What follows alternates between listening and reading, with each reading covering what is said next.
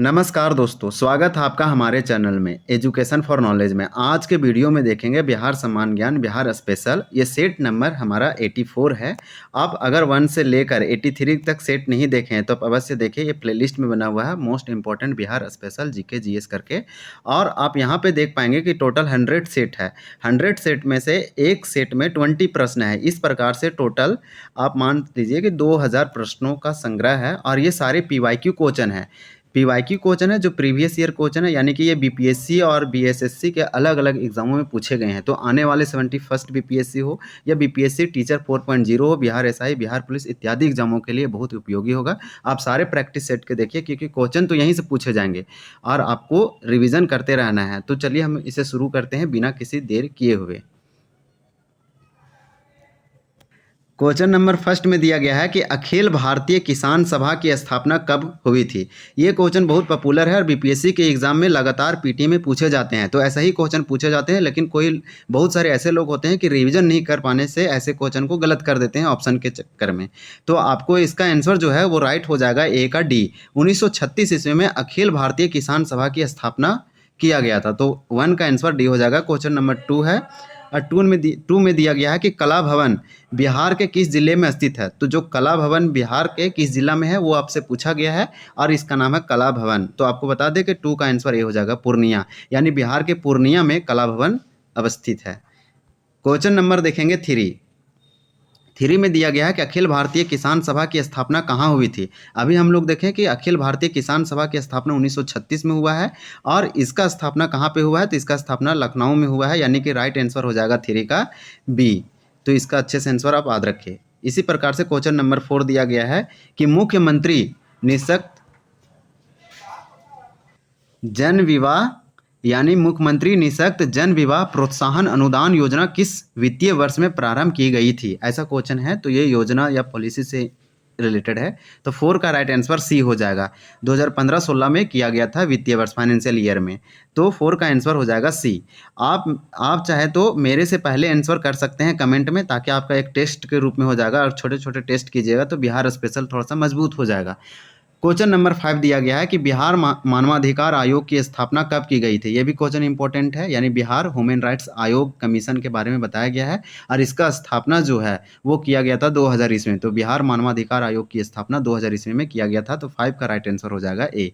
इसी प्रकार से क्वेश्चन नंबर 6 है, बिहार में मार्ग परिवर्तन के लिए सर्वाधिक प्रसिद्ध नदी कौन सी है। तो आपको ये तो बहुत अच्छे से इसका आंसर पता होगा। 6 का राइट आंसर सी हो जाएगा, कोसी। कोसी बिहार का, यानी बिहार का शोक बोला जाता है, यानी सोरो बिहार है कोसी। कोसी जो है वो बहुत मार्ग परिवर्तित करती है और बहुत ही क्षति और हानि पहुंचाती है, क्योंकि इसके कारण बहुत ही जान माल का हानि होता है, फ्लड आता है, बाढ़ आता है बिहार में। इसलिए बिहार में इसे मार्ग परिवर्तन करने के लिए सर्वाधिक प्रसिद्ध नदी है और इसे बिहार का शोक भी कहा जाता है। ये बीपीएससी के पीटी में पूछा गया और आने वाले पूछा जाएगा। तो इस प्रकार से 6 का राइट आंसर सी हो जाएगा। नेक्स्ट क्वेश्चन है 7 में दिया गया है कि मुख्यमंत्री निश्चय स्वयं सहायता भत्ता योजना कब प्रारंभ की गई थी। तो 7 का राइट आंसर बी हो जाएगा। 2016 ईस्वी में मुख्यमंत्री निश्चय स्वयं सहायता भत्ता योजना प्रारंभ की गई थी। देखिए इसमें कुछ क्वेश्चन बहुत इंपॉर्टेंट है और कुछ जो है से आपको सिर्फ याद रखना है। उपेंद्र महारथी शिल्प अनुसंधान संस्थान कहाँ स्थित है। तो 8 का राइट आंसर हो जाएगा ए। पटना में उपेंद्र महारथी शिल्प अनुसंधान संस्थान है। तो ऐसे क्वेश्चन है। क्वेश्चन नंबर दिया गया है 9। आप कमेंट करके भी बता सकते हैं कि मगध विश्वविद्यालय कहाँ स्थित है। तो 9 जो क्वेश्चन नंबर है इसका जो राइट आंसर होगा वो हो जाएगा बी, यानी मगध विश्वविद्यालय जो है, यूनिवर्सिटी जो है, ये गया जिला में है बिहार का। इसी प्रकार से क्वेश्चन नंबर 10 है और 10 में दिया गया है कि JBL मेगा फूड पार्क किस जिले में स्थित है बिहार के। तो 10 का राइट आंसर ये हो जाएगा रोहतास जिला में। अब हम लोग क्वेश्चन नंबर देखेंगे 11।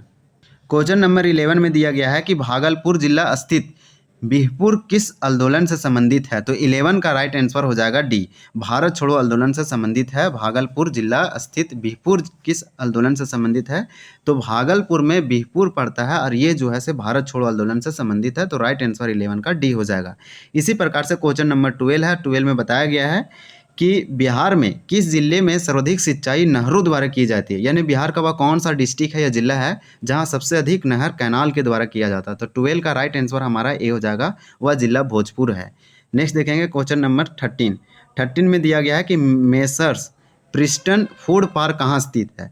तो 13 का राइट आंसर डी हो जाएगा, ये खगड़िया जिला में है। इसी प्रकार से क्वेश्चन नंबर 14 दिया गया है कि बुद्ध ने अपने जीवन में सर्वाधिक उपदेश कहाँ दिए? ये क्वेश्चन इंपॉर्टेंट है, इसे आप स्टार मार्क लगा सकते हैं, ये पूछा गया और आने वाले समय में पूछे जाएंगे। तो 14 का राइट आंसर ये हो जाएगा श्रावस्ती। जो बुद्ध थे गौतम बुद्ध, वो श्रावस्ती में अपने जीवन में सर्वाधिक उपदेश दिए।